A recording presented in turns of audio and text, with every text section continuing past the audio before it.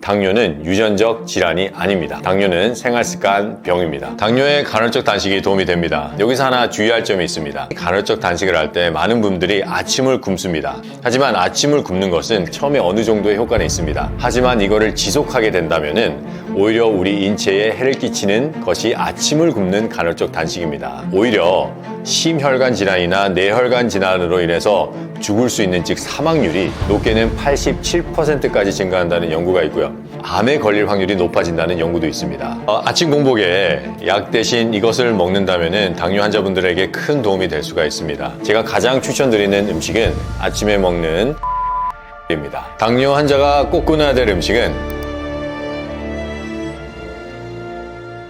안녕하세요. 떠먹여주는 TV 구독자 여러분, 김명재 박사입니다. 반갑습니다. 저는 천년건강교육센터의 센터장으로 있고요. 또 메디시 네이처에서 상담을 통해서 많은 분들을 도와드리고 있습니다. 만나서 반갑습니다.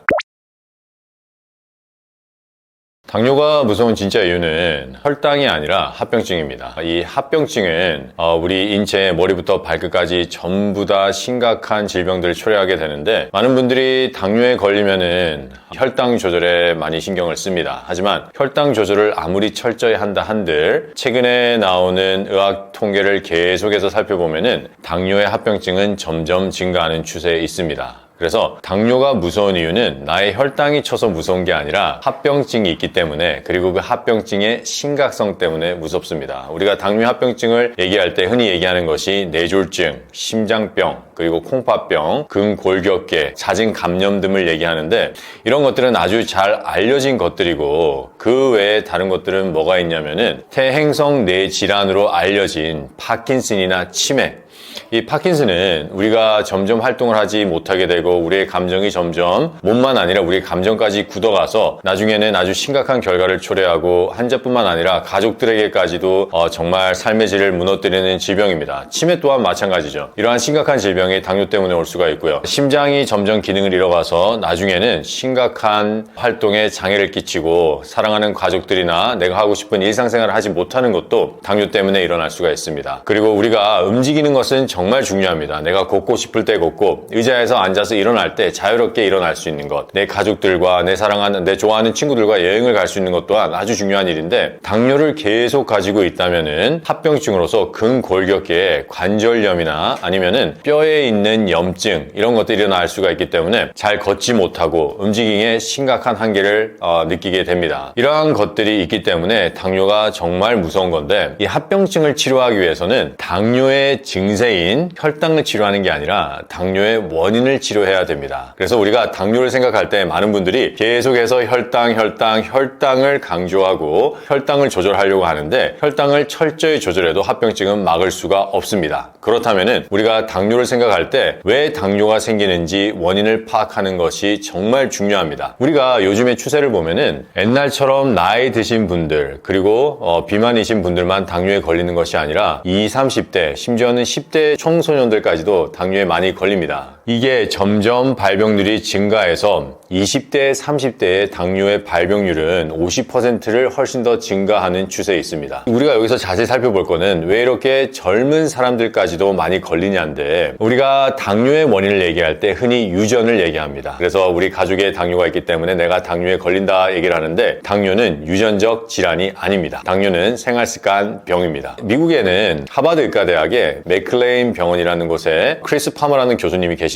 그분의 이야기는 요즘에는 AI로 인공지능으로 사람의 모든 유전자를 펴볼 수가 있답니다. 그렇게 모든 유전자를 펴봤을 때 거기에서 직접적으로 질병을 일으키는 유전자는 없다는 게 그분의 이야기입니다. 저는 거기에 100% 동감합니다. 몸에서 유전으로 질병이 일어난다는 것은 어떠한 것을 의미하냐면은, 당신은 태어날 때부터 당뇨라는 질병을 가질 수밖에 없습니다 라고 얘기를 하는 겁니다. 하지만 미국에서 한 쌍둥이 연구를 보면은, 스탠포드 연구예요. 일란성 쌍둥이, 즉 유전자가 같은 일란성 쌍둥이를 연구했을 때 생활습관을 잘 관리한 쌍둥이들은 질병에 걸리지 않았고, 생활 습관을 잘 관리하지 않은 쌍둥이들은 질병에 훨씬 더 걸릴 확률이 높아졌는데요. 우리가 이것만 봐도 질병은 유전이 아니라 습관 때문에 일어난다는 것을 알 수가 있습니다. 당뇨 또한 마찬가지입니다. 당뇨는 혈관 막힘으로 시작해서 혈관 막힘으로 끝나는 질병입니다. 그렇다면은 우리가 이 당뇨를 생각할 때 증세와 원인을 구별을 해야 되는데, 당뇨라는 것은 우리가 식사를 하잖아요. 식사를 하면은 밥을 먹으면 그게 위로 가서 소화가 되고 소장으로 넘어가요. 그럼 소장에서 포도당이 흡수가 되기 시작을 해서 간으로 갑니다. 여기 때 간에서 이 포도당을 배분을 하는데 혈중의 90으로 내보내고요. 간에 글리코겐이라는 지방으로 100 정도 저장하고, 또 글리코겐이라는 지방으로 우리 피하 지방에 저장을 합니다. 이 일을 간이 하는데, 간이 이 일을 잘 하지 못하게 될 때 간이나 근육에 저장해야 될 혈당들이 혈중으로 흘러나오기 시작을 합니다. 그래서 원래 90이어야 되는데 140, 150이 되기 시작하면은 뇌신경에서 그거를 감지하고 위험 신호를 보내서 우리 인체에서 신장을 통해서 소변으로 내보냅니다. 이때 당이 소변으로 빠져나온다 그래서 당뇨라고 얘기를 하는 거고요. 그렇다면은 당뇨는 질병의 원인이 아니라 질병의 증세입니다. 그렇다면은 왜 이 질병이 걸렸는지를 알려면은 다시 간으로 돌아가 보면 돼요. 간이 이 분배를 할 때 인슐린이라는 폐장에서 만들어지는 호르몬의 신호를 받아서 분배를 하기 시작을 합니다. 이때 인슐린이 잘 생산되지 못한다면은 간이 이를 원활히 할 수가 없어요. 인슐린은 췌장에서 만들어지고 췌장에 있는 랑게란 섬의 베타세포에서 만들어집니다. 그렇다면은 인슐린 저하가 당뇨의 원인이면은 랑게란 섬에 있는 베타세포의 기능 저하가 당뇨의 원인이라고 볼 수 있습니다. 여기서 당뇨의 원인이 베타세포의 기능 저하라면 왜 베타세포의 기능이 저하가 왔는지를 알아야 되는데, 그 이유는 세포가 대사를 할 때 꼭 필요한 게 영양소와 산소고, 그 영양소와 산소를 세포까지 배달하는 게 혈액이고, 그 혈액이 가는 길이 혈관입니다. 그렇기 때문에 췌장세포 옆에 있는 모세혈관과 그 모세혈관을 흐르는 혈액의 상태가 당뇨의 질병의 원인이라는 뜻입니다. 내 혈관이 얼마나 막히고 그 혈관 안에 흐르는 혈액에 영양소와 산소가 부족하고 영양소와 산소 대신에 독소가 있다면은 세포는 제 기능을 하지 못하고 점점 죽어가고 재생을 하지 못할 때 인슐린 저하가 나타나기 시작을 합니다. 그렇기 때문에 당뇨의 원인을 고치기 위해서는 혈당에 치중하는 것이 아니라 췌장세포로 가는 혈액순환을 원활하게 하고 그 혈액 안에 있는 영양소와 산소를 풍부하게 해주는 것이 가장 중요한 원인 해결 방법입니다. 당뇨의 간헐적 단식이 도움이 됩니다. 간헐적 단식은 일정 시간을 먹어주지 않음으로 인해서 우리 위와 간이 쉬게끔 해주는 것을 간헐적 단식이라고 합니다. 이렇게 간헐적 단식을 할 때 그동안 힘들었던 위와 간이 재생하고 이제 셀프 치료를 하는 것을 간헐적 단식이라고 하는데, 여기서 하나 주의할 점이 있습니다. 우리가 흔히 간헐적 단식을 할 때 많은 분들이 아침을 굶습니다. 하지만 아침을 굶는 것은 간에 부담을 주고 오히려 간의 기능이 약하게 됨으로 인해서 독이 축적되고 그 독이 다시 췌장세포로 들어가서 췌장의 기능을 떨어뜨릴 수가 있습니다. 왜 그러냐면은 인체는 가만히 누워서 눈을 감고 숨만 쉬어도 에너지를 소비합니다. 에너지가 없으면은 인체의 신진대사가 원활하게 일어날 수가 없어요. 그러면은 우리가 저녁에 가장 긴 공복 시간을 유지하게끔 되면은 아침, 점심에 열심히 활동하고 이제 에너지가 고갈되는 상태예요. 이때부터 우리가 계속해서 먹어주지 않으면은 인체는 에너지 결핍 상태에 빠져들게 됩니다. 그래서 간에 저장해놨던 글리코겐을 에너지원으로 쓰게 되고 근육에 저장해놨던 글리코겐을 또다시 에너지원으로 쓰게 되는데 밤새 이 모든 것들이 다 소진이 돼버려요. 그래서 우리가 눈을 떴을 때는 에너지 결핍 상태입니다. 이때 우리가 에너지를 채워주지 않으면은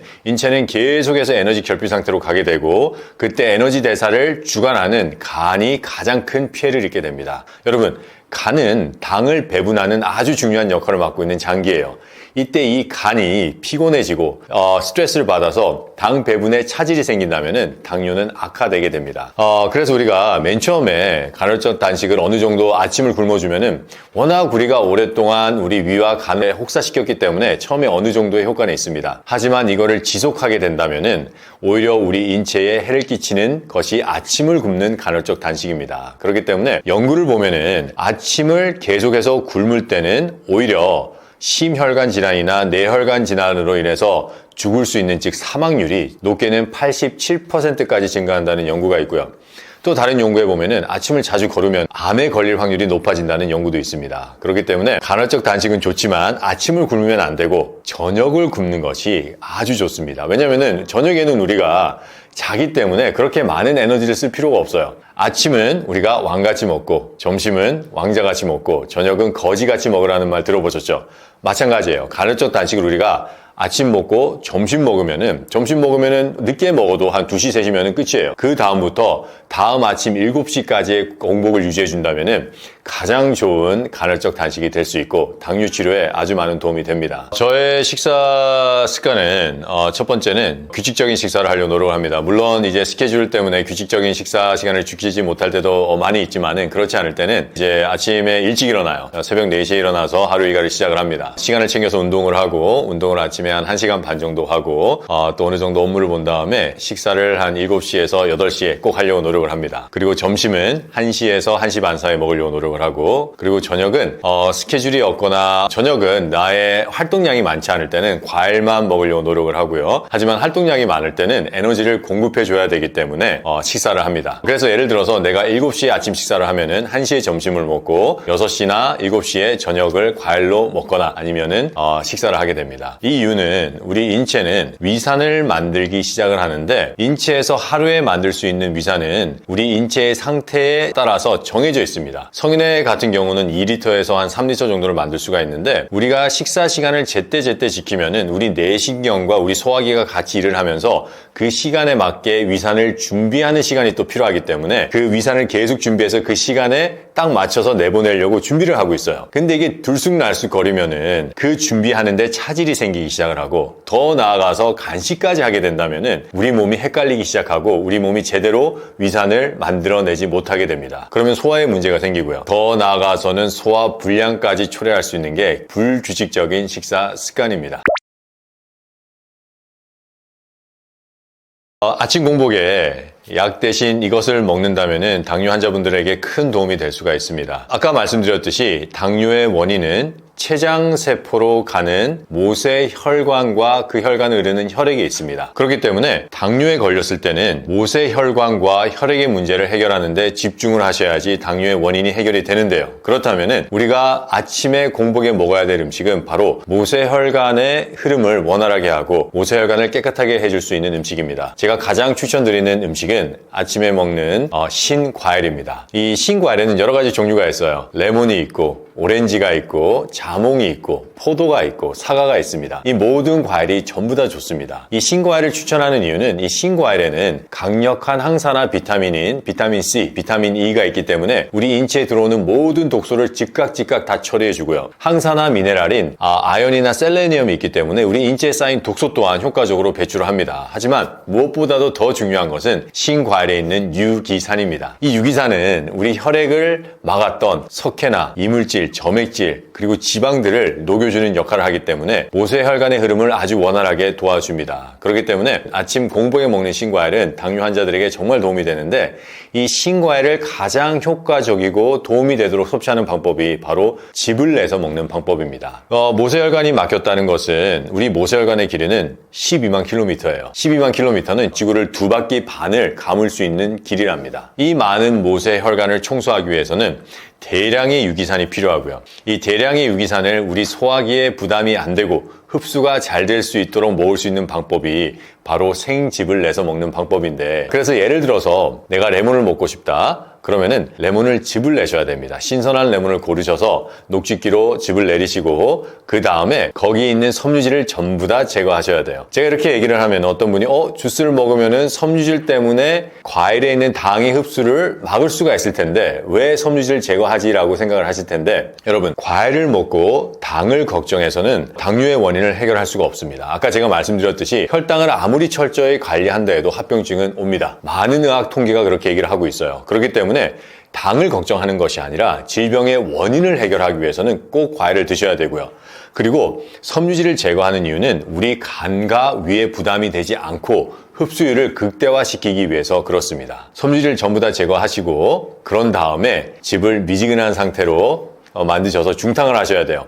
미지근하게 중탕을 해서 그거를 식전 1시간 전에 먹어줍니다. 양은 200cc가 좋아요. 하지만 레몬 같은 거는 처음 먹을 때 200cc 먹으면은 좀 부담이 될 수가 있기 때문에 처음 시작하시는 분들은 레몬을 생즙을 50cc 정도 짜서 물을 한 250 더하시는데, 물 또한 우리 인체의 온도에 맞는 약간 미지근한 물을 드셔야 됩니다. 이렇게 레몬 50cc에 물 250 더하셔서 마시고요. 점점 레몬의 즙의 양은 늘려나가고 물의 양은 점점 줄어나가는 이거를 하시면 됩니다. 이렇게 식전에 먹는 레몬즙. 하지만 자몽즙도 정말 좋고요. 오렌지도 좋고요. 포도도 좋고, 그리고 사과도 정말 좋습니다. 이러한 신과일 주스로 하루를 시작한다면은 당뇨 환자들에게 많은 도움이 됩니다. 당뇨 환자들이 가장 겁내하는 게 어쩔 수 없이 혈당이 오르는 겁니다. 혈당 스파이크. 또 그 이유 때문에 많은 환자들이 이제 과일을 멀리 하는데, 저희 천연건강교육센터에 오는 당뇨 환자들을 보면은 그 환자들도 과일즙 먹기를 상당히 꺼려합니다. 그래서 녹즙을 먹을 때는 이렇게 다 이렇게 앉아서 얘기를 하면서 맛있게 먹어요. 근데 과일즙을 딱 얘기를 하면은 당뇨 환자들은 과일즙을 딱 들고 이렇게 사라집니다. 저는 맨 처음에 왜 그런지 몰라서 상당히 궁금해했는데 한 번은 직원이 따라가 봤어요. 직원이 따라가 봤더니 그거를 이렇게 변기에 버리더랍니다. 그래서 제가 물어봤어요. 왜 그러세요? 그랬더니 혈당 스파이크가 치잖아요.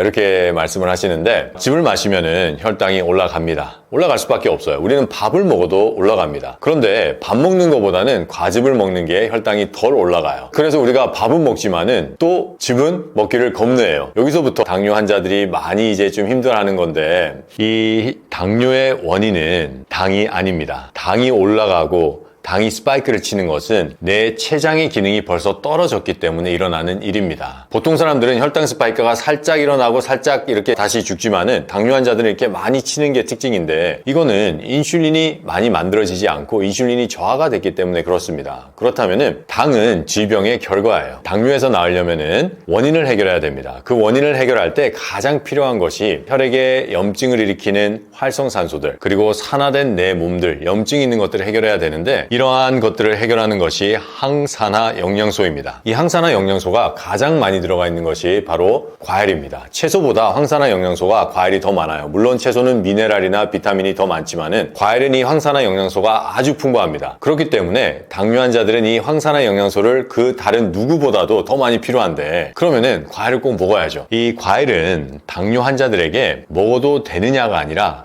치유의 필수인 것이 과일입니다. 그렇기 때문에 제가 미국 보스턴에서 병원에서 일할 때 저희는 환자들에게 당뇨는 과일과 채소를 많이 먹지 않아서 걸리는 질병이다. 그렇기 때문에 과일과 채소를 많이 먹어야지만이 당뇨에서 나을 수 있다라고 얘기를 했습니다. 또 다른 질문은 대체당입니다. 요즘에는 수많은 대체당들이 있는데, 이 대체당들에 대한 연구를 살펴보면요, 오히려 나중에 공복혈당을 더 높인다는 연구도 있고요. 또 점차적인 당의 트렌드를 보면은 그 당이 처음에는 어느 정도 컨트롤이 되는 것 같다가 나중에는 더 악화가 된다는 여러 가지 연구들도 있고요. 하지만 더 무서운 거는 대체당이 혈전을 만들어내서 혈관을 막을 수 있다는 연구들이 나오기 시작을 했습니다. 그렇다면은 당뇨의 원인이 췌장으로 가는 혈관을 막는 건데, 거기에 대체당을 써서 다시 더 막으면은 원인을 악화시킬 수가 있습니다. 그래서 대체당은 먹지 않는 것이 좋고요. 이제 어떻게 하면은 당뇨 환자들이 과일을 건강하게 먹을 수 있는지가 많은 분들이 걱정이신데, 우선은 신과일로 시작하는 것을 저는 추천드립니다. 레몬이나 자몽이나 오렌지, 그리고 블루베리류, 안토시아닌이 풍부한 블루베리도 아주 좋고요. 딸기도 정말 좋습니다. 그래서 이런 것들을 먹기 시작하면은 혈당도 많이 오르지 않아서 처음에 당이 걱정이신 분들의 마음도 안정시킬 수가 있고, 그러면서 점점 더 많은 과일을 섭취할 수 있도록 만들어주는, 어떻게 보면은 게이트웨이예요. 그래서 우선 그렇게 드시고요. 하지만 정말 당뇨에서 낫기를 원하시는 분들은 상담을 받으시고 교육을 받으시는 걸 추천드립니다. 저희 센터에 어떤 한 분이 오셨어요. 이분은 당뇨, 당화혈색소가 12입니다. 12.5 정도 되는 분인데 평균 당이 300에서 400을 항상 유지하고 있다는 걸 얘기합니다. 이분이 처음에 상담을 왔고요. 그래서 제가 저희 교육센터에 입소를 시켰습니다. 6개월 동안 입소를 하고 계셨는데 6개월 후에 과일즙과 채소즙, 그리고 저희 해독 프로그램을 6개월 후에 마치신 후에는 당화혈색소가 5.4대로 떨어졌습니다. 이거는 6개월 만에 당이 해결이 됐다는 거고, 지금도 그 건강한 수치를 유지하면서 건강하게 활기차게 지내고 계세요. 그렇기 때문에 당뇨는 식생활 습관 바꾸셔야 되고, 생활 습관 바꾸셔야 됩니다. 그리고 식생활 습관에 채소와 과일, 즉 살아있는 생채소와 생과일이 많이 필요합니다. 그리고 이거를 건강하고 안전하게 섭취하기 위해서는 상담이 필요하고 또 교육이 필요합니다. 당뇨 환자가 꼭 끊어야 될 음식은 내 혈관을 막고 내 혈액을 오염시켜서 혈액순환을 저하시키는 음식들입니다. 우리가 혈액순환 하면은 생각해야 될 게 첫 번째는 얼마나 혈액에 독소를 많이 공급하느냐인데, 즉 혈액을 얼마나 오염시키느냐입니다. 혈액이 오염이 되면은 피가 산성화되고 또 끈적끈적해지기 때문에 혈액순환에 지장을 끼치는데, 혈액을 오염시키는 가장 큰 원인은 활성산소입니다. 그리고 활성산소를 가장 많이 만들어내는 음식은 바로 튀김입니다. 그렇기 때문에 당뇨 환자들은 튀김을 끊으셔야 돼요. 튀김은 아주 고온에서 기름을 끓이는 거예요. 그때 엄청난 산화가 되는 환경에 우리가 전분, 즉 가공된 탄수화물을 음식에 묻혀서 튀기기 시작을 합니다. 그러면은 그 음식을 싸고 있고 그 정제된 탄수화물에 있는 지질들이 전부 다 과산화 지질로 변해서 심각한 활성탄소가 됩니다. 그래서 인체에 들어와서 혈관에 염증을 일으키고 또 혈구들을 파괴시켜서 혈액을 오염시키는 역할을 합니다. 튀김, 프라이팬에 볶은 음식 끊으셔야 되고요. 그 다음에는 우리 인체에 석회를 만들 수 있는 음식을 끊으셔야 돼요. 우리가 한번 얘기를 한번 해봐요.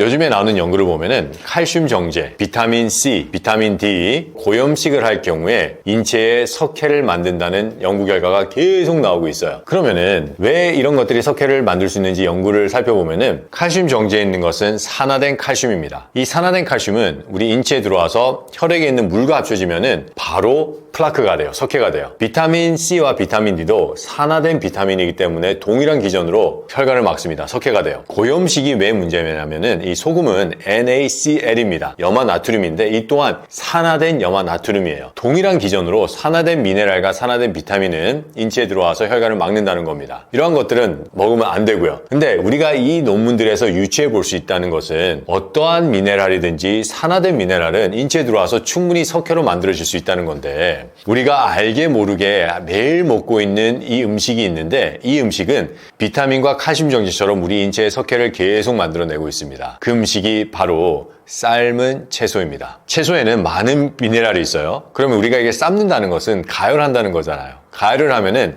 연소 반응이라는 게 일어납니다. 연소 반응은 탄소와 산소가 합쳐져서 이산화탄소를 만들어내는 게 연소 반응인데, 이 야채에 있는, 채소에 있는 수많은 미네랄이 우리가 가열하게 된다면 전부 다 연소가 되면서 가열이 되기 때문에 산화가 되기 시작을 하고, 이때 만들어진 산화 미네랄은 칼슘 정제에 있는 칼슘 미네랄과 똑같은 산화 미네랄입니다. 이 산화 미네랄이 우리 인체에 들어와서 혈장에 있는 물과 만나게 된다면 플라크, 즉 석회를 만들어냅니다. 그렇기 때문에 당뇨 환자분들은 삶은 채소 끊으셔야 됩니다. 세 번째는 탄수화물입니다. 이 탄수화물 중에서도 제가 말씀드린 탄수화물은 정제된 탄수화물입니다. 밀가루, 과자, 빵 이런 것들인데, 이런 것들은 흰쌀밥도 있어요.